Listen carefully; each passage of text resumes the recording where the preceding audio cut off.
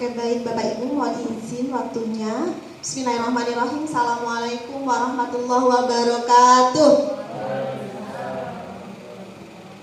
Lemes ya Bapak Ibu karena siang, jamnya ngantuk. Tapi mudah-mudahan hari ini ada sesuatu nanti yang bisa Bapak Ibu bawa pulang, kemudian Bapak Ibu bisa terapkan di kelas bersama anak-anak yang ada di kelas. Saya ulangi sekali lagi, Assalamualaikum warahmatullahi wabarakatuh. Baik, kalau saya tanya apa kabar Bapak Ibu jawabnya gimana? Apa kabar Bapak Ibu? Alhamdulillah, luar biasa. Allahu Akbar. Boleh saya ganti ya? Nah, siang ini saya ganti dengan kalau saya tanya apa kabar Bapak Ibu jawabnya sehat, ceria, bahagia. Gitu ya, pakai tangan dua ya. Sehat, ceria, bahagia. Boleh cerianya nanti tunjukkan senyum cerianya kepada teman yang ada di kanan kirinya. Jadi gini. Sambil senyum yang lebar Bapak Ibu, supaya kita tetap semangat walaupun sudah siang. Oke? Siap ya? Apa kabar Bapak Ibu? Sehat, ceria, bahagia. Masya Allah.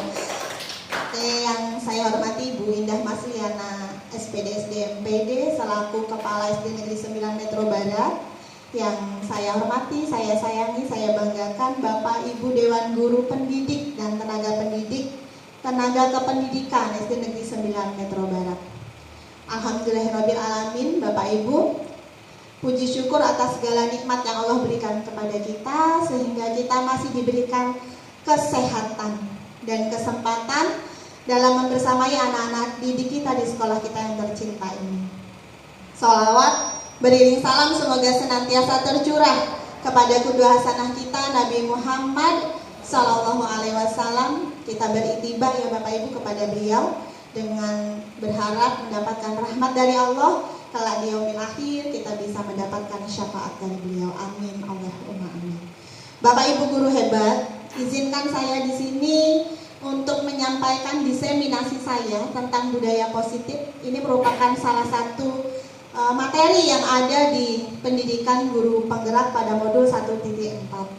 Sebelumnya saya mengucapkan terima kasih kepada Bapak Ibu yang sudah meluangkan waktunya membantu pikiran, tenaga sehingga kegiatan diseminasi saya pada hari ini bisa berjalan dan alhamdulillah komplit 11 audiens. Yang mudah-mudahan nanti selama 1 jam ke depan kita akan bersama-sama menuangkan apa sih budaya positif itu. Kita akan bersama-sama berkolaborasi karena kalau sendiri nggak bisa ya Bapak Ibu, harus bersama-sama. Nah, sebelum kita masuk tentang materi budaya positif, Bapak Ibu saya minta untuk berdiri sebentar. Kita peregangan biar otot-otot kita nggak kaku setelah seharian kita bersama anak-anak didik kita. Ada Bu Nisa yang dia akan menjadi instruktur. Monggo Bu Nisa di tengah. Ayo Bu Nisa.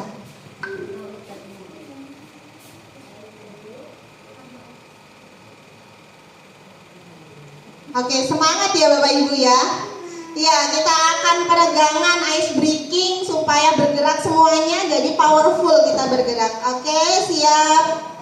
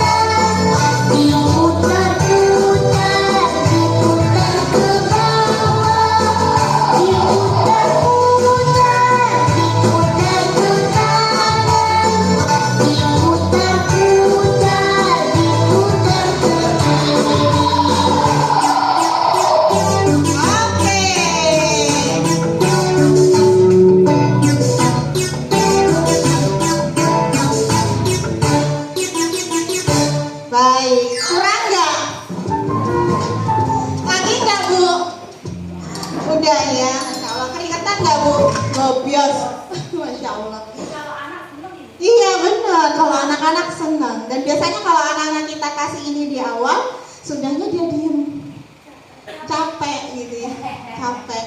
Jadi pemenuhan sensorik mereka, pemenuhan audio, pemenuhan visual mereka terpenuhi sehingga dia capek, dan pada saat itulah dia siap untuk belajar. Maka Masya Allah ya, sekolah kita ada gerakan sekolah sehat yang salah satunya ada ice breathing seperti ini. Lanjut Bu Nisa.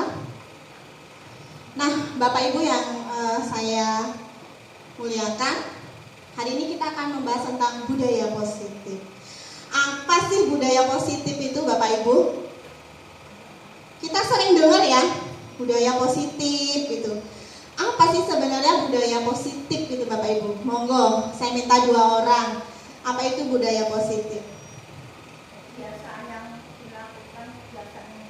Iya Bu Sulami, kebiasaan-kebiasaan yang dilakukan, dan itu adalah kebiasaan-kebiasaan yang baik, yang positif. Satu orang lagi, siapa? Sebenarnya sudah ada di kepala ya Bapak Ibu, apa itu budaya positif. Cuman kadang-kadang mau menuangkan dalam kata-kata. Perilaku atau perbuatan yang baik, yang positif. Betul Bapak Ibu bahwa budaya positif adalah sesuatu kebiasaan, perilaku, perbuatan yang baik, yang positif. Nah, lanjut Bu Nisa. Nah, ini Bapak Ibu, budaya positif adalah nilai-nilai kebajikan yang universal, nilai-nilai keyakinan dan kebiasaan-kebiasaan di sekolah yang berpihak kepada murid, agar murid dapat berkembang menjadi pribadi yang kritis, penuh hormat, dan punya rasa tanggung jawab. Ini yang dimaksud budaya positif. Betul tadi yang disampaikan oleh Bu Larni, Bu Marjina, bahwa kebajikan ya, perilaku-perilaku yang baik, yang itu akan menjadi kebiasaan, yang akan terus direpetisi, berulang-ulang kita sampaikan ke anak-anak, berulang-ulang kita coba supaya anak-anak bisa melakukan, walaupun dalam prosesnya kadang-kadang sekali dibilangin gak bisa, 2 kali belum bisa, 3 kali belum berjalan gitu Bapak Ibu, tidak apa-apa, karena memang itu suatu kebiasaan. Yang namanya kebiasaan itu sesuatu yang terjadi karena kita melakukannya secara berulang, sehingga menjadi habit gitu ya, menjadi kebiasaan. Lanjut Bu Nisa. Bapak Ibu, budaya positif yang akan kita bahas ini ada 8. Nah, jadi Bapak Ibu nanti menyiapkan fisiknya, menyiapkan telinganya, menyiapkan penglihatannya, untuk kita fokus membahas 8 nilai dari budaya positif. Yang itu yang pertama, perubahan paradigma belajar. Kemudian ada disiplin positif, nilai-nilai kebajikan. Kemudian motivasi perilaku manusia, kebutuhan dasar manusia, ada posisi kontrol guru, kemudian keyakinan kelas, dan segitiga restitusi. Nah, ini yang akan saya diseminasikan hari ini kepada Bapak Ibu. Saya berupaya untuk membagikan yang saya dapat, bukan berarti saya sudah menguasai semuanya Bapak Ibu, tapi kita akan berkolaborasi bagaimana caranya ke-8 ini bisa kita terapkan di sekolah kita. Lanjut Bu Nisa. Bapak Ibu, kita ke poin yang pertama, pembelajaran dengan paradigma baru. Pembelajaran dengan paradigma baru merupakan pembelajaran yang dirancang berdasarkan prinsip pembelajaran berdiferensiasi. Sedang gak asing ya kita ya, kurikulum Merdeka ini sering gitu dibahas tentang berdiferensiasi, sehingga murid belajar sesuai dengan kebutuhannya, berdasarkan tahap perkembangannya, sesuai teori psikolog modern untuk mewujudkan profil pelajar Pancasila. Next. Nah, kemudian disiplin, kita akan bahas tadi ya, disiplin itu berasal dari kata disiplina, yang artinya belajar. Disiplin mengacu pada disiplin diri yang memiliki tanggung jawab terhadap apa yang dilakukannya berdasarkan nilai-nilai yang diyakini. Next. Kemudian disiplin positif, kalau tadi udah disiplin, sekarang kita akan bahas tentang disiplin positif, yaitu salah satu cara penerapan disiplin yang bertujuan untuk menumbuhkan kesadaran serta memberdayakan peserta didik tanpa imbalan tidak ada penghargaan, ancaman atau hukuman. Jadi bagaimana kita menerapkan disiplin positif ini? Anak-anak melakukannya hadir dari motivasi intrinsik anak-anak, bukan karena menghindari hukuman, bukan karena supaya dapat pujian, bukan karena supaya dapat penghargaan dari orang lain. Ya, kadang-kadang kan kita lihat anak-anak kita tuh melakukan sesuatu, nanti kalau nggak dilakukan dihukum, atau nanti kalau nggak dilakukan nggak dapat penghargaan, nggak dapat reward dari bu guru. Nah itu Bapak Ibu, pada disiplin positif, pemberian imbalan, penghargaan, reward, ancaman atau hukuman itu tidak efektif dilakukan. Nah, kita akan bahas seperti apa. Bapak Ibu, sebagai pendidik, kita memiliki tujuan untuk menciptakan peserta didik yang memiliki disiplin diri, sehingga mereka berperilaku mengacu kepada nilai-nilai kebajikan yang universal dan memiliki motivasi intrinsik yang saya sampaikan tadi. Memang ada rasa dari dalam dirinya untuk melakukan itu dalam perubahan perilaku ke arah yang lebih baik. Next, Bapak Ibu, nilai-nilai kebajikan universal ini 6 dimensi dalam profil pelajar Pancasila. Kita sudah sama-sama hafal, dan anak-anak kita juga sudah ketika disuruh nyanyi profil pelajar Pancasila, mereka sudah di luar kepala. Beriman dan bertakwa kepada Tuhan Yang Maha Esa, kemudian berkebinekaan global, gotong royong, kreatif, bernalar, kritis, dan mandiri. Ini Bapak Ibu yang akan kita capai, goal setting anak-anak tuh ini. Bahkan kemarin saya ikut pelatihan pendidikan inklusi, itu dikatakan Bapak Ibu, goal setting kita itu untuk ngajar anak-anak apa sih? Apakah anak-anak pintar matematika? Apakah anak-anak itu fasih dalam memahami bacaan? Goal setting kita ketika kita ngajar itu apakah supaya anak-anak itu tuh bisa olimpiade menang sana sini? Ternyata tidak Bapak Ibu. Goal settingnya adalah ini.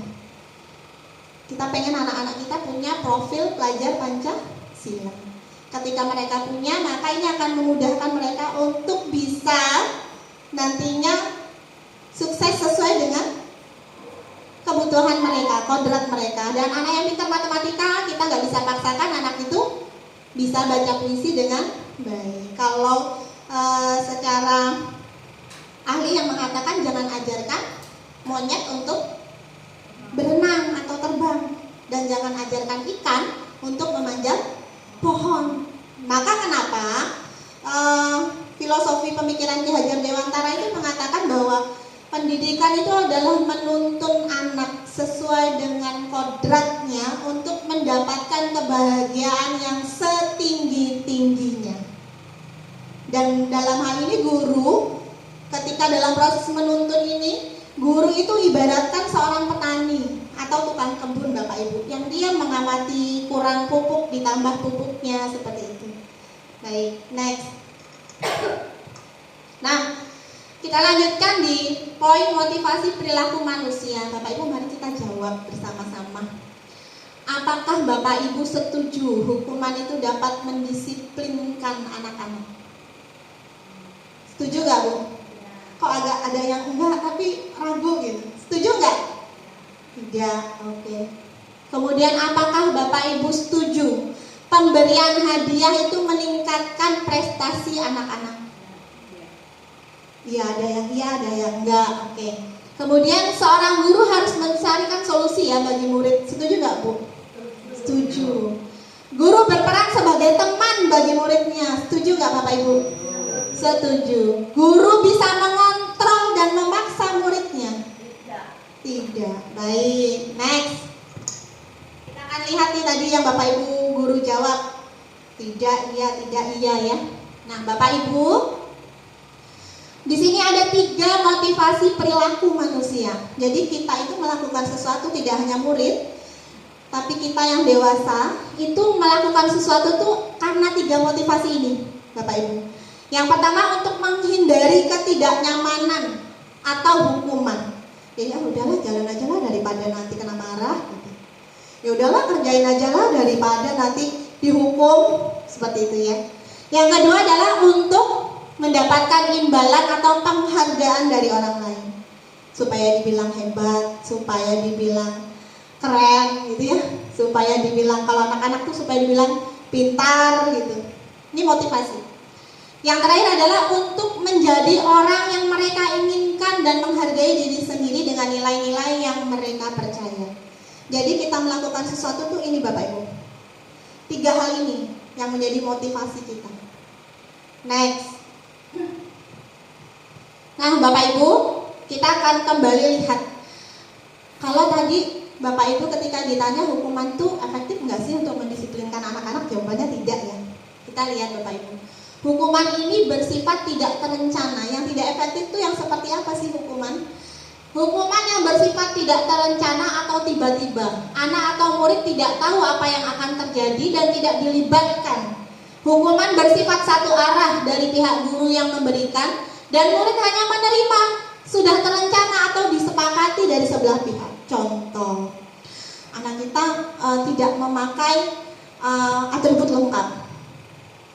Tentu kita panggil Bapak Ibu, kemudian kita berikan kepada anak kita itu hukuman lari di halaman 10 kali. Nah itu adalah hukuman Bapak Ibu. Kenapa? Karena anak kita tidak tahu ketika dia melakukan sesuatu itu, maka dia akan dihukum lari berputar halaman sebanyak 10 kali misal. Ya, itu yang namanya hukuman. Kemudian konsekuensi. Kalau konsekuensi dibuat oleh guru atau sekolah dan murid sudah mengetahui sebelumnya jika melakukan pelanggaran. Contoh, ketika tidak pakai atribut lengkap upacara, maka anak-anak punya barisan sendiri. Maka itu namanya konsekuensi. Hukuman itu yang tidak diketahui. Kadang-kadang kita spontan memberikan pada murid kita. Kamu karena nggak bawa buku, catat sampai habis gitu. CBSA, catat buku sampai habis. Itu namanya hukuman Bapak Ibu. Dan yang terakhir adalah restitusi. Proses menciptakan kondisi untuk memperbaiki kesalahan mereka. Bapak Ibu sudah pernah dengar restitusi? Belum ya? Baru ini ya? Baik, ini juga sesuatu yang hal baru bagi saya. Next. Nah, Bapak Ibu, manakah yang sering kita lakukan pada murid? Hukuman, konsekuensi, atau restitusi? Konsekuensi yang sudah disepakati ya. Jadi murid sudah tahu kalau nggak pakai atribut, maka barisnya di tempat yang sudah disediakan dan seterusnya. Next. Baik, coba kita jawab sama-sama Bapak Ibu. Ini ada studi kasus. Kita akan coba jawab ini termasuk hukuman atau konsekuensi. Yang pertama, mencatat 100 kali di dalam buku kalimat saya tidak akan terlambat lagi karena terlambat ke sekolah. Hukuman atau konsekuensi Bapak Ibu? Hukuman. Lari mengelilingi lapangan basket 2 kali karena terlambat hadir di sekolah. Baik. Kemudian membersihkan coretan yang dibuatnya di meja tulis. Konsekuensi. Kemudian mengganti kertas tugas teman yang telah dicoret-coret. Baik. Lari mengelilingi lapangan basket 2 kali karena terlambat 10 menit untuk pelajaran Pak Edi. Nah, PJOK. Hukuman? Hukuman atau konsekuensi nih Pak? Tergantung. Ketika kita sudah sama-sama ada kesepakatan antara guru dengan murid, itulah konsekuensi bagi saya. Iya. Tapi kalau itu belum disampaikan, itulah hukuman. Benar ya. Jadi kalau Pak Edi melakukannya seketika gitu ya, pokoknya otomatis saja, maka itu adalah hukuman. Yang terakhir, membersihkan WC sekolah karena mematahkan pensil kawannya. Hukuman ya. Dia mematahkan pensil, dihukumnya membersihkan WC. Next Mbak Nisa. Nah Bapak Ibu, dihukum oleh penghargaan. Dalam budaya positif ternyata tadi yang saya sampaikan bahwa hukuman, penghargaan ya itu ternyata tidak efektif dilakukan. Ya, tidak. Kenapa? Karena ketika kita memberi penghargaan kepada anak, pengaruh jangka panjang dan pendeknya ada Bapak Ibu. Yang pertama adalah akan membuat orang bergantung dan kehilangan motivasi. Jadi saya mau melakukan sesuatu kalau saya dapat penghargaan. Saya melakukan sesuatu kalau saya dipuji, kalau dihargain gitu ya. Jadi tidak ada motivasi intrinsik dari dalam dirinya. Dia melakukan sesuatu karena ada reward, ya, ada rewardnya. Penghargaan itu tidak efektif. Jika tidak ada penghargaan, maka dia tidak akan melakukan. Ternyata yang kita lakukan ketika kita memberi penghargaan itu mendidik anak untuk mendapatkan sesuatu kalau saya melakukan sesuatu. Ini menurut budaya positif ya Bapak Ibu, bukan menurut saya. Nah, kemudian penghargaan itu merusak hubungan ternyata Bapak Ibu. Kenapa? Mengakibatkan iri, dengki, tidak jujur, persaingan, ya. Kemudian yang lain akan berhenti mencoba. Maksudnya gimana yang lain berhenti mencoba? Karena biasanya yang dapat penghargaan itu ya anak-anak itulah, ya. Ah sudahlah, pasti yang dapat si dia, gitu. Jadi tidak ada daya saing dari anak-anak. Kemudian penghargaan mengurangi ketepatan, akan melakukan banyak kesalahan. Penghargaan menurunkan kualitas, penghargaan mematikan kreativitas, dan penghargaan itu yang terakhir tadi dihukum oleh penghargaan. Lalu apakah sebagai guru kita nggak boleh ngasih reward Bapak Ibu? Boleh. Nggak boleh kasih penghargaan ke anak-anak? Boleh, ya. Tapi caranya adalah tidak disebutkan. Saya tanya kepada PP saya tanya bahwa ketika kita ngasih penghargaan gimana Pak caranya? Tidak disebutkan di awal, gitu. Jadi anak-anak itu melakukan sesuatu dia tidak tahu kalau dia akan mendapat reward.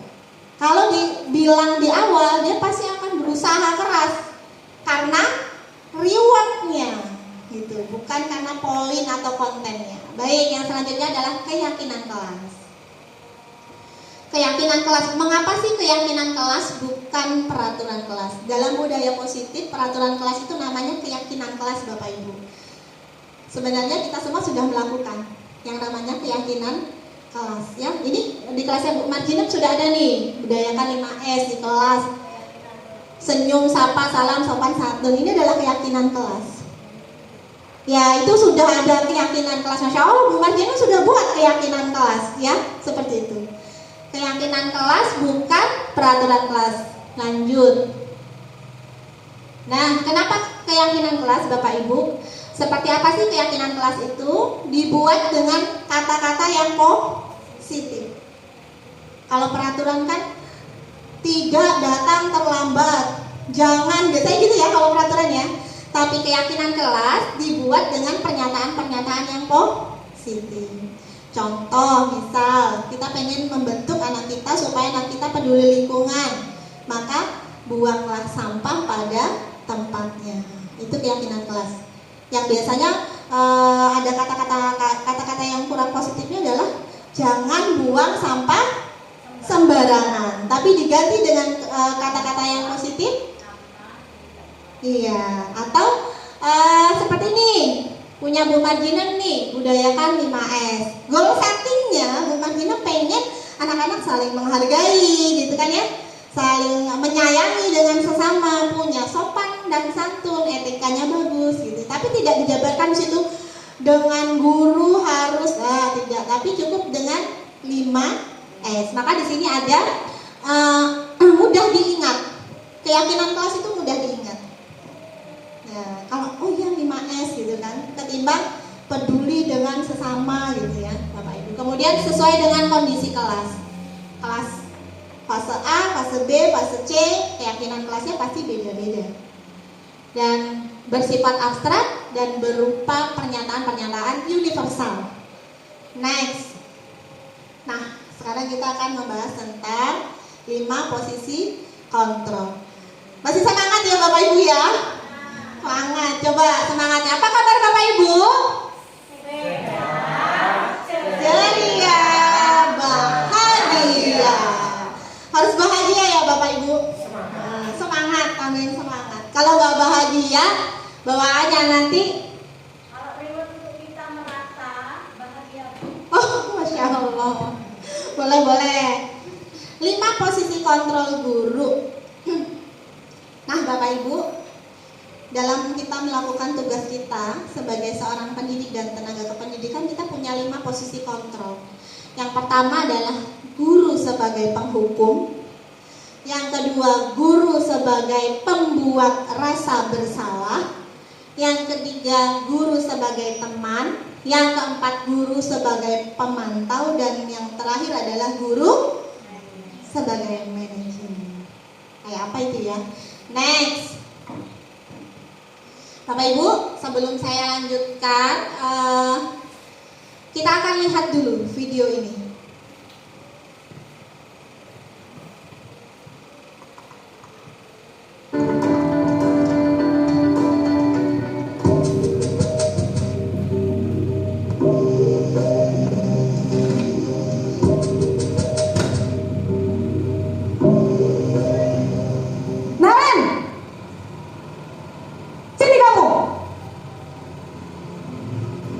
Selamat pagi, Bu.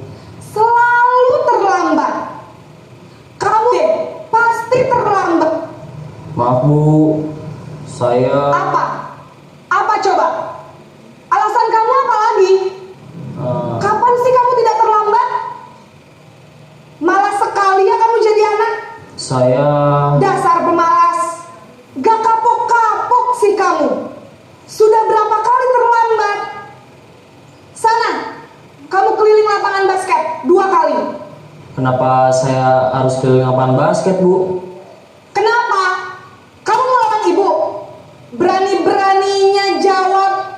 Sudah terlambat, masih berani jawab pula. Sekarang, keliling lapangan basket 5 kali sekalian. Biar kapok. Cepat. Pergi sana ke lapangan basket.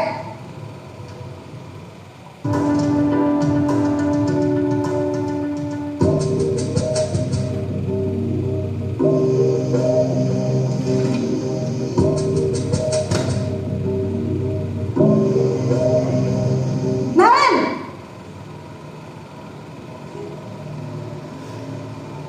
Selamat pagi, Bu. Naren. Kamu kenapa terlambat lagi, nak? Ya Tuhan, Naren. Kamu senang ya bikin ibu susah ya? Kalau kamu terlambat lagi, nanti ibu yang ditegur bapak kepala sekolah, nak.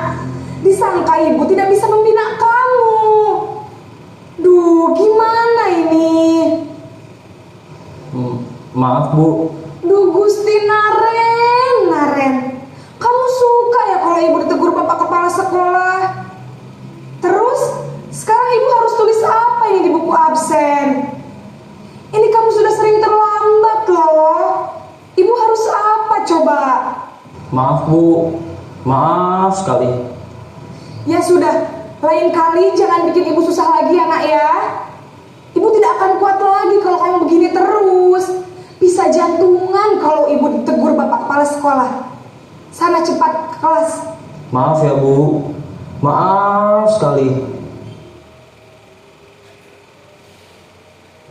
Posisi pembuat rasa bersalah berbicara dengan nada tenang.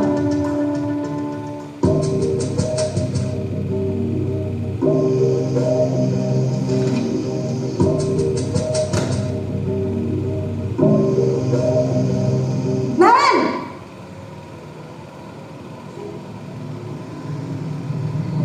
Selamat pagi, Bu. Wah, sudah jam berapa ini nak? Terlambat lagi ya sayang. Iya, Bu. Habis ibu saya lupa bangunkan saya, Bu. Kamu malah menyalahkan ibu kamu. Kamu bukannya anak yang larinya paling kencang. Kok terlambat sih? Iya, Bu. Saya memang terlambat bangun tadi. Jadi, biarpun saya lari kencang, tetap gak kekejar, Bu. Ya sudah sana. Nanti lain kali larinya lebih kencang lagi ya. Biar gak terlambat lagi. Bikin seneng ibu. Demi ibu. Bisa kan? Bisa lah, Bu. Ya sudah sana masuk kelas. Ibu beresin urusan absen kamu. Kamu ini ada-ada saja.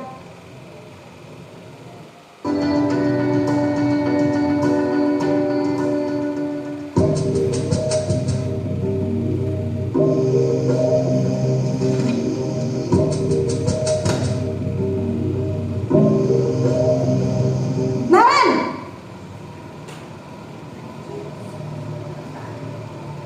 Selamat pagi, Bu.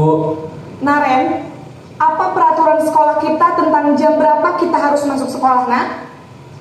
kita harus di sekolah jam 7, Bu. Iya betul, sekarang sudah jam 7.20. Naren sudah tahu konsekuensinya jika terlambat hadir. Paham, Bu. Saya harus tinggal kelas pas jam istirahat selama 20 menit. Iya benar, konsekuensinya demikian. Jadi nanti jam 9.30 pas istirahat, kamu harus tinggal di kelas, kerjakan tugas tambahan untuk ketertinggalan kamu, ya. Baik, Bu.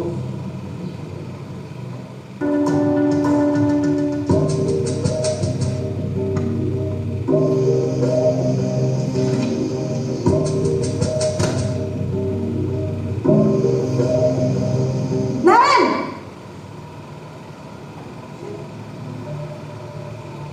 Selamat pagi, Bu. Selamat pagi, Naren. Maaf, Bu. Saya terlambat. Iya, sekolah masuknya jam 7, sekarang sudah jam 7.20. Jadi sekarang bagaimana ini, Naren? Maaf, Bu. Saya lupa setel alarm saya semalam. Baiklah, menurut kamu, keyakinan sekolah yang mana yang perlu kamu tingkatkan? Menghargai diri sendiri dan orang lain mungkin ya, Bu. Setuju. Jadi, apakah Naren meyakini prinsip saling menghormati tersebut? Iya, Bu. Saya meyakininya. Apakah Naren bersedia memperbaiki masalah keterlambatan ini? Bersedia, Bu. Bagaimana kamu akan perbaiki masalah keterlambatan ini? Saya akan coba untuk tidak lupa menyetel alarm saya, Bu. Baik, kalau Naren lupa menyetel alarm di rumah, ada orang yang kira-kira bisa bantu mengingatkan tidak? Ada, Bu. Kakak saya, Kak Emma. Ada lagi selain Kak Emma? Selain Kak Emma, ada ibu saya. Baik, jadi yang mengingatkan Naren adalah Kak Emma dan ibu kamu ya? Kira-kira akan mulai setel alarm kapan nih, Naren? Setelah pulang sekolah, akan segera saya lakukan. Baik, jadi Naren akan setel alarm untuk bangun besok pagi dan akan diingatkan oleh kakak dan ibunda Naren ya. Ada lagi yang mungkin perlu dilakukan, Naren, agar tidak terlambat bangun lagi? Tidak ada, Bu. Baik, Naren, terima kasih untuk kerjasama kamu. Sekarang kamu perlu kembali ke kelas untuk belajar. Baik, Bu. Terima kasih. Baik Bapak Ibu, itu tadi next sebelumnya Mbak, sebelumnya. 5 posisi kontrol guru, penghukum, pembuat rasa bersalah, teman pemantau manajer. Dari video tadi, kira-kira yang sering kita lakukan ke murid-murid kita yang mana Bapak Ibu? Penghukum. Sama ini adalah lebih kita kontrol kita sebagai penghukum. Baik, next Mbak. Nah Bapak Ibu, posisi penghukum ini cirinya seperti ini.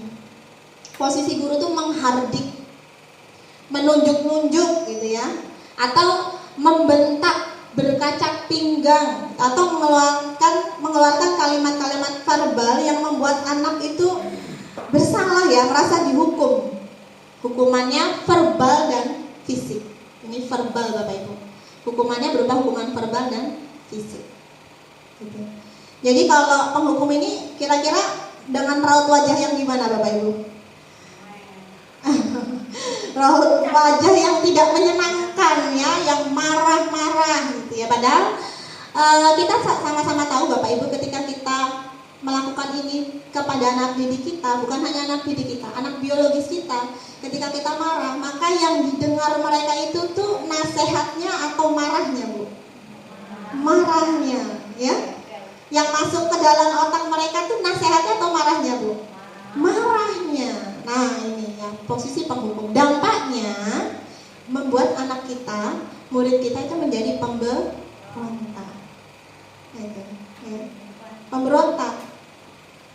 Kemudian menyimpan dendam. Kemudian tidak menyukai guru atau mata pelajaran diampu. Mungkin kalau kita di tingkat dasar itu tidak kompleks seperti anak-anak SMA ya. Kita lihat anak-anak SMA yang akhirnya dia punya dendam dengan gurunya gitu ya, seperti itu. Dan ini tidak efektif Bapak Ibu. Ketika kita lakukan ini tidak efektif. Yang selanjutnya adalah posisi guru sebagai next Mbak Nisa. Oke, sebelumnya lihat penghukum. Kita lihat Bapak Ibu.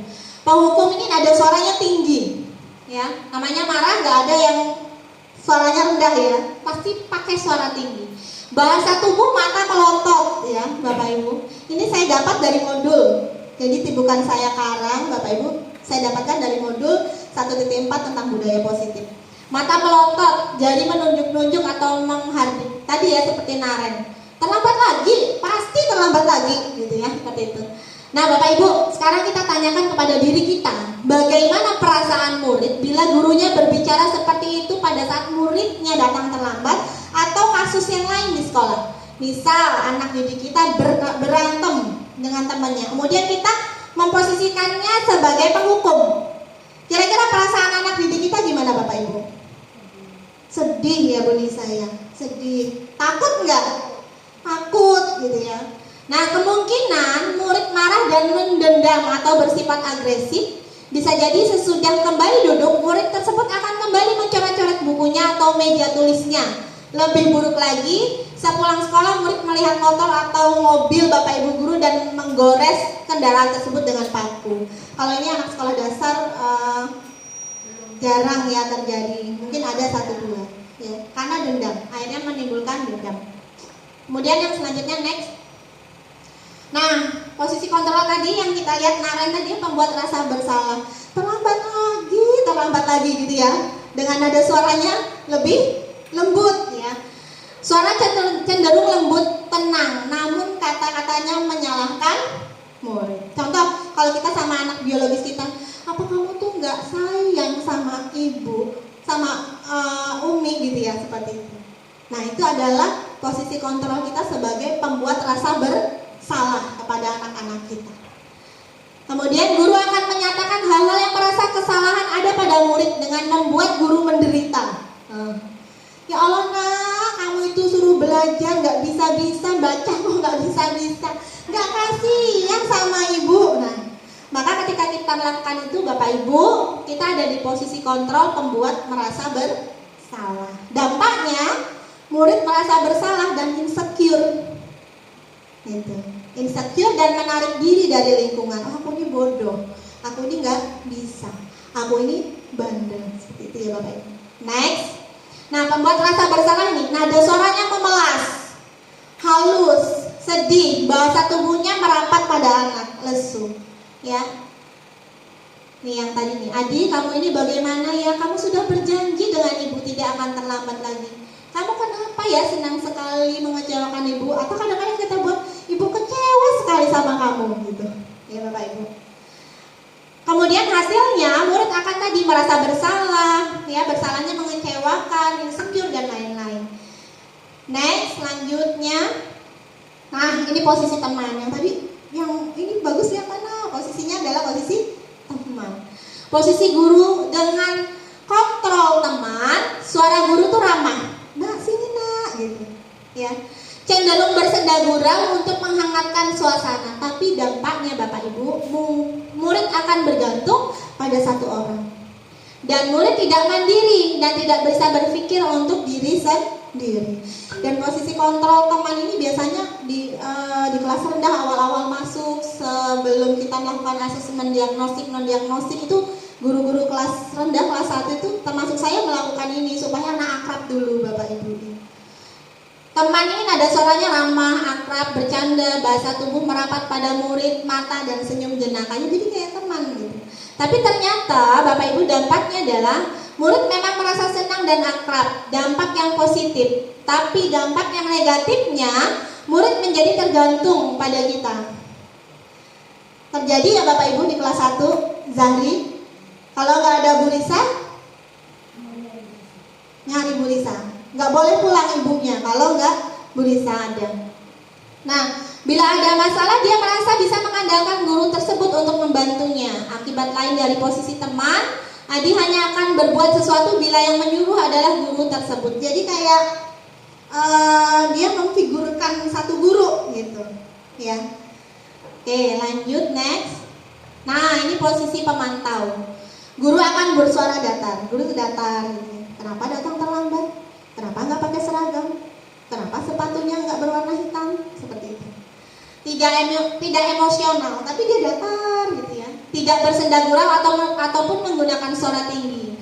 Kemudian terciptanya identitas diri positif atau berhasil. Dampaknya, murid akan menghitung konsekuensi hadiah tanpa memahami sepenuhnya nilai kebajikan yang dituju dan tidak sepenuhnya mandiri.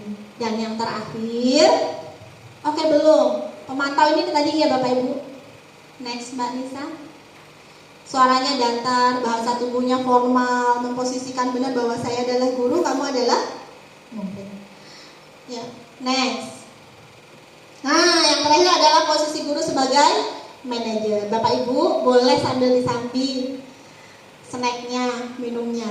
Oke, kita santai aja Bapak Ibu. Manajer, posisi guru suara netral, tidak emosional, tidak terlalu ramah, dan tidak bernada tinggi. Kemudian terciptanya identitas positif atau berhasil. Guru akan dengan tulus mengajukan pertanyaan bermakna agar membuka pikiran murid. Guru membimbing murid untuk memecahkan masalahnya secara mandiri. Dampaknya murid mandiri, percaya diri, dan dapat memecahkan masalah. Ini saya lakukan kemarin. Saya minta tolong Pak Roni untuk memvideokan. Saya lakukan kepada Nadia, Bapak Ibu kelas 1. Dan itu tanpa skenario. Nggak saya bilangin, nanti kamu jawabnya begini, tidak. Dan itu ternyata efektif, gitu ya. Sampai kasusnya adalah Nadia datang terlambat kemarin. Saya bilang, kenapa Nadia datang terlambat?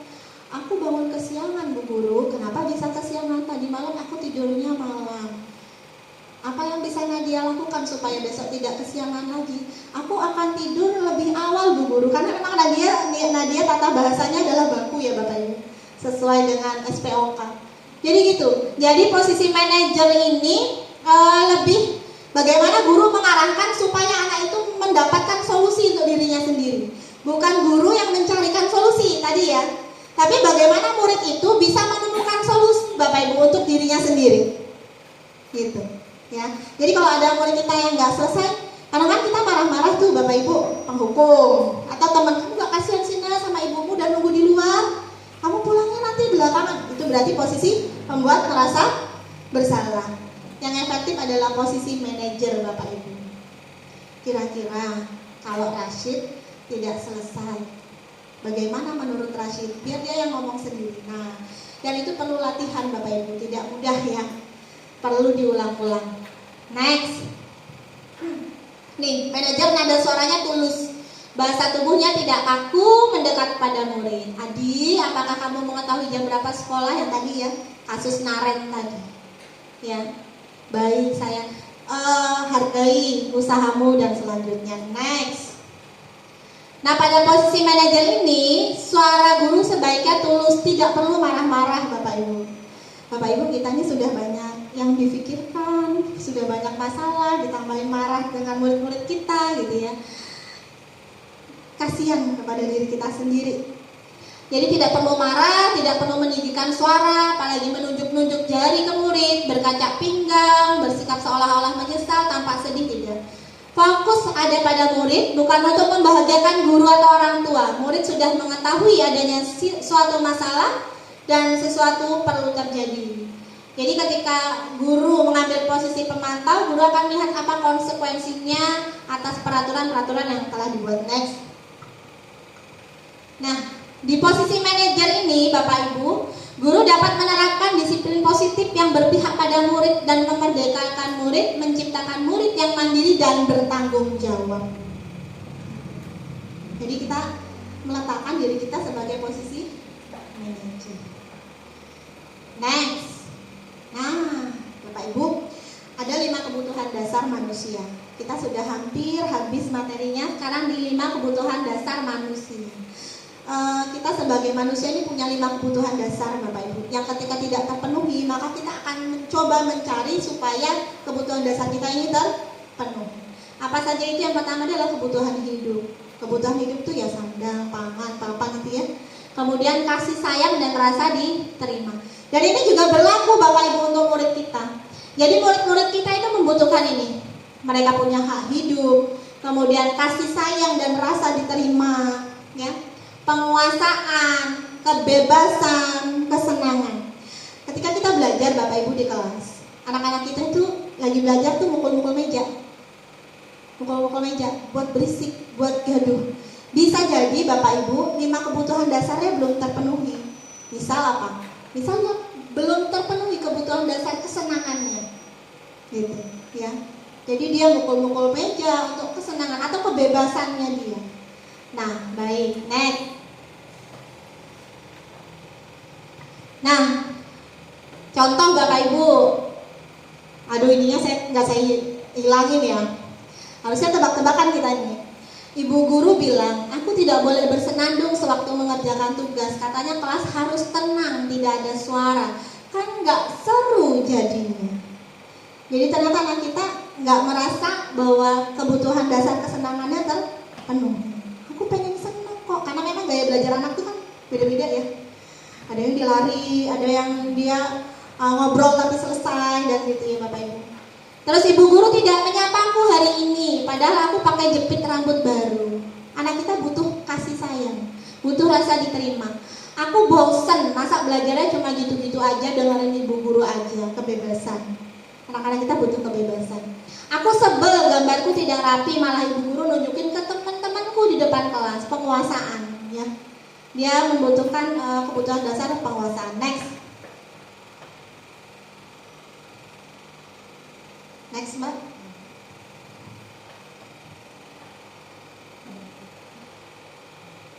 Oke, segitiga restitusi. Nah, yang tadi Bapak Ibu sini.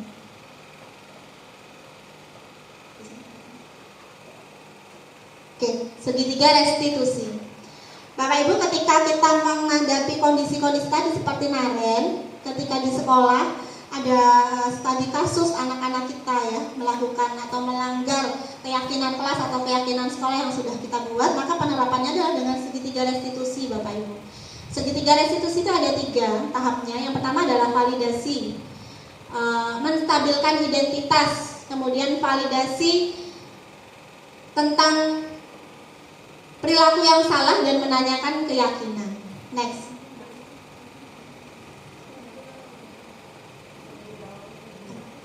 Ya, jadi menstabilkan identitas, kemudian validasi tindakan yang salah.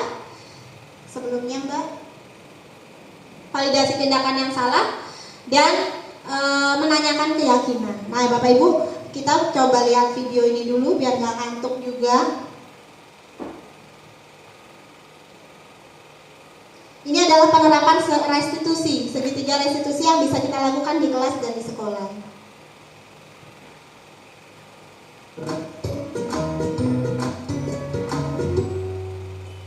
Salam dan bahagia Ibu dan Bapak guru hebat. Pada video kali ini kita akan membahas tentang salah satu program disiplin positif yang diterapkan di lingkungan sekolah yang dikenal dengan nama restitusi.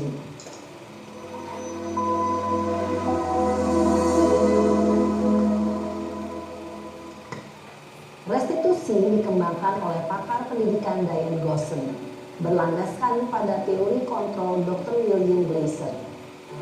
Segitiga restitusi adalah suatu proses dialog yang dijalankan oleh guru atau orang tua agar dapat menghasilkan murid yang mandiri dan bertanggung jawab.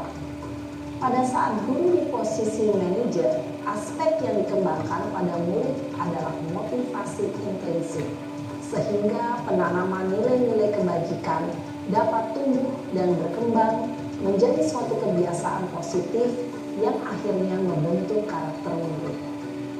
Proses dialog ini terdiri dari 3 langkah yang digambarkan pada ketiga sisi pada segitiga restitusi. Sisi pertama adalah menstabilkan identitas. Sisi yang kedua adalah validasi tindakan yang salah. Dan sisi yang ketiga adalah menanyakan keyakinan. Ibu dan Bapak guru, berikut ini akan ditunjukkan bagaimana seorang guru berada dalam posisi manajer menggunakan penerapan segitiga restitusi.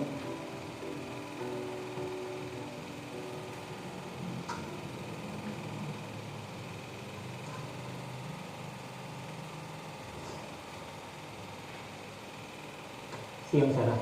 Siang Pak. Sudah lama gak ketemu Sarah? Kenapa hari ini ada di sini? Kesel Pak, kesel banget. Masa aku dikatain tukang fitnah Pak? Ya aku marah lah. Aku balik ngatain Eka di depan kelas. Kesel banget. Oh begitu. Ya pasti kamu marah dan kesal. Bapak juga akan marah apabila ada yang menuduh Bapak seperti itu. Kemudian pada saat itu kamu mau melakukan apa? Ya saya langsung ngatain Eka lah Pak. Kesel banget. Saya bentak-bentak dia depan teman-teman lain. Oh begitu.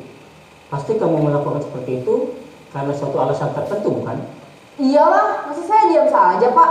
Ya saya bela diri lah. Masa saya dituduh tukang fitnah? Ya wajarlah. Mempertahankan harga diri itu sesuatu yang penting buat kamu. Untung kamu tidak bertindak lebih gegabah lagi. Hanya membentak-bentak. Iya Pak. Untung saya masih bersabar dan hanya membentak saja. Sudah gemes padahal. Saya pasti bela diri lah. Ya pasti ya. Tapi kamu memilih untuk tetap bertahan dan bersabar. Kamu memilih untuk tidak berbuat lebih parah lagi bukan? Iya. Nah, sekarang coba kita lihat lagi tindakan kamu yang bentak-bentak Eka di kelas. Tindakan kamu itu kira-kira sesuai dengan keyakinan kelas atau prinsip kamu tidak? Enggak lah Pak. Capek Pak jadi pemarah. Jadi keyakinan atau prinsip mana yang kurang sesuai dengan keinginan kamu? Ya, saya sebenarnya sangat menghargai orang lain. Mungkin saat itu saya menjadi emosi, jadi tidak menunjukkan sikap itu. Kamu meyakini tidak? Menghargai orang lain itu penting buat kamu. Yakinlah Pak. Iya, setuju. Kita harus saling menghargai. Namun, ada juga keyakinan yang kita sepakati yang perlu kita jalankan apabila kita sedang marah, bukan? Ya, saya bisa lebih proaktif, mulai dengan diri sendiri. Saya bisa jadi lebih bersabar, mengambil waktu jeda untuk berpikir mau apa selanjutnya. Kira-kira kamu bersedia memperbaiki masalah ini tidak? Bersedia Pak. Kalau kamu memperbaiki masalah ini, kamu akan menjadi orang seperti apa? Saya akan menjadi orang yang bertanggung jawab kali ya Pak. Dan senantiasa proaktif. Iya, menurut kamu bagaimana rasanya menjadi orang seperti itu? Ya nyaman lah, bangga bisa bersabar dan menahan diri. Baiklah kalau begitu. Yuk kita pikirkan bagaimana memperbaiki masalah ini.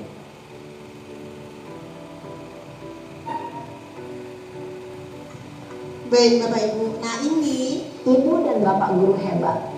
Baru ya, ini adalah contoh penerapan segitiga restitusi di kelas atau di sekolah Bapak Ibu. Jadi tadi yang dilakukan oleh siapa? Pak Guru dan siapa tadi Bapak Ibu? Nara, ya masih fokus ya. Yang dilakukan Nara adalah gurunya tidak langsung menjas ya, tidak langsung menjas anak didiknya, tapi dia mengarahkan bagaimana anak ini menemukan sendiri solusi dari masalahnya. Nah itu yang dimaksud posisi guru sebagai manajer, sehingga dia ada motivasi intrinsik dalam dirinya untuk bagaimana caranya supaya bisa selesai masalahnya secara mandiri dan bertanggung jawab gitu. Ya, tadi yang pertama dilakukan oleh Pak Guru adalah dia menstabilkan identitas dengan mengatakan bahwa ya kalau difitnah pasti marah gitu. Sama Bapak Ibu ketika di kelas, kenapa kamu berantem? Aku ditarik misalnya anak kelas 1 nih, aku ditarik bajunya sama Dava Bu Guru. Terus kamu suka atau tidak gitu. Ketika dijawab saya tidak suka ditarik, maka kita menstabilkan identitas. Iya, Bu Lisa juga nggak suka kalau ditarik-tarik teman dan seterusnya. Sampai akhirnya Nara tadi menemukan solusi dari masalahnya. Nah, menstabilkan identitas, validasi tindakan yang salah, dan menanyakan keyakinan. Skip lagi Bapak Ibu. Next. Oke, lanjut Mbak. Oke, lanjut. Oke. Ciri-ciri restitusi Bapak Ibu. Yang pertama, restitusi bukan untuk menebus kesalahan, namun untuk belajar dari kesalahan. Bagaimana anak-anak itu belajar dari kesalahannya, kemudian dia menemukan solusi dari kesalahannya itu. Memperbaiki hubungan. Yang ketiga, restitusi adalah tawaran bukan paksaan. Kemudian restitusi menuntun untuk melihat ke dalam diri, mencari kebutuhan dasar yang mendasari tindakan. Dan restitusi adalah cara yang paling baik, fokus pada karakter bukan tindakan. Jadi kita memaklumi dulu anak kita ketika berantem. Kenapa kamu berantem? Kenapa kamu ganggu teman? Karena bisa jadi 5 kebutuhan dasarnya tadi tuh Bapak Ibu. Kenapa dia semua orang melakukan sesuatu kan karena ada penyebabnya gitu. ya. Kemudian menguatkan fokus pada solusi dan mengembalikan murid yang berbuat salah pada kelompoknya. Seperti itu Bapak Ibu. Next, Mbak Nisa. Nah, dalam penerapan budaya positif, hendaknya guru memiliki standar kepribadian, profesional dan sosial yang baik, di mana guru mampu merefleksi dirinya dalam posisi kontrol sebagai manajer. Jadi bukan posisi kontrol penghukum, pembuat rasa bersalah. Apalagi tadi Bapak Ibu, masih ingat nggak? Pemantau, terus teman, dan yang terakhir adalah manajer. Jadi memposisikan diri sebagai manajer yang menuntun murid-murid kita merdeka dan bertanggung jawab, mandiri, merdeka dan bertanggung jawab. Berat ya Bapak Ibu tugas kita. Maka harus bahagia. Kalau bebannya berat, nggak bahagia, tambah berat. Next. Oke, belum Mbak. Baik Bapak Ibu, ini sudah sampai di akhir materi. Saya pengen coba refleksi lagi, ulas lagi. Tadi kita bahas tentang apa saja sih? Sudah selama 1 jam ini kita membahas bersama-sama. Yang pertama kita tadi bahas tentang apa Bapak Ibu? Tentang apa? Budaya positif. Oke. Tentang budaya positif, di dalamnya ada apa aja tadi? 5 posisi kontrol guru yang ingat-ingat ya. Terus apa lagi Bapak Ibu? 5 lagi. Kebutuhan dasar manusia. Terus ada keyakinan kelas, segitiga restitusi yang barusan kita bahas. Oke, siapa lagi coba Mbak? Next Mbak, di slide yang awal Mbak. Dikeluarin dulu.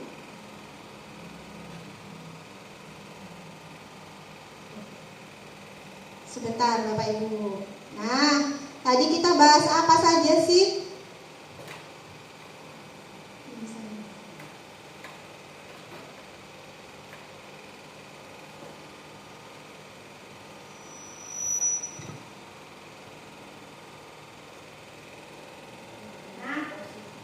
Perubahan paradigma belajar, disiplin positif. Ya, nilai-nilai kebajikan tadi apa Bapak Ibu?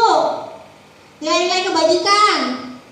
Pelajar Pancasila, beriman dan bertakwa. Terus Bu, pada Tuhan yang Esa dan berakhlak mulia, berkebinekaan global, gotong royong mandiri, kreatif dan bernalar kritis ya. Kemudian keyakinan kelas, segitiga restitusi. Ini tadi ya Bapak Ibu, ada 1, 2, 3, 4, 5, 6, 7, 8 poin yang kita bahas hari ini. Baik Bapak Ibu, kira-kira kalau 8 poin ini kita ngelakuinnya sendiri-sendiri bisa nggak? Nggak bisa. Kelas 1 sendiri, kelas 2 sendiri tidak ya Bapak Ibu. Maka kita berkolaborasi.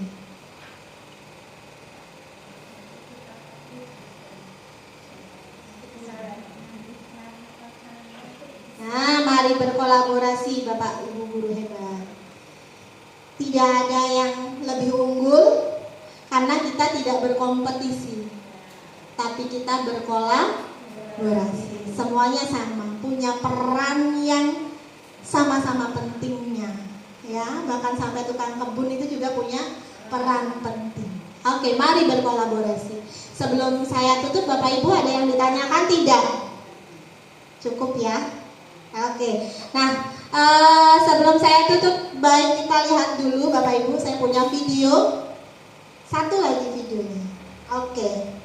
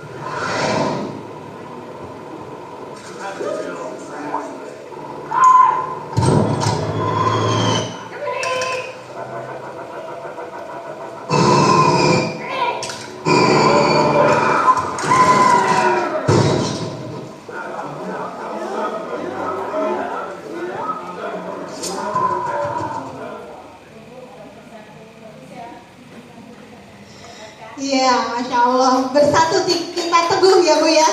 Bercerai kita jangan sampai. Masya Allah. Iya.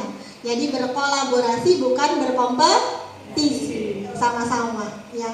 Kekuatan kita yang kecil ini ketika dijadikan satu maka jadi kekuatan yang besar. Kita semua hebat Bapak Ibu dan kita semua punya nilai plus masing-masing. Ada yang plusnya di sebelah kiri, ada yang sebelah kanan. Nah, maka kita saling melengkapi, berkolaborasi, merencanakan yang terbaik untuk anak didik kita. Karena ada salah satu ahli yang mengatakan bahwa ketika kita merencanakan, gagal dalam merencanakan, maka sesungguhnya kita sedang merencanakan kegagalan. Insya Allah. Saya ulangi Bapak Ibu, ketika kita gagal dalam merencanakan, maka sesungguhnya kita sedang merencanakan kegagalan. Oke, mudah-mudahan kita bisa bersama-sama berkolaborasi. Semua Bapak Guru di sini hebat, tidak ada yang tidak hebat. Oke, terima kasih Bapak Ibu atas waktu yang sudah diberikan, sudah diluangkan sehingga bisa menghadiri diseminasi pada siang hari ini. Mudah-mudahan yang saya sampaikan bisa kita implementasikan, diibaskan di kelas kita, diibaskan di sekolah kita, sehingga nanti kedepannya akan menjadi budaya yang positif untuk kita. Maka kalau kita pengen budaya kita positif, tadi apa Bapak Ibu, gurunya harus bahagia. Oke, saya tanya terakhir, apa kabar Bapak Ibu? Sehat, ceria, bahagia. Terima kasih Bapak Guru hebat. Saya akhiri. Wassalamualaikum warahmatullahi wabarakatuh.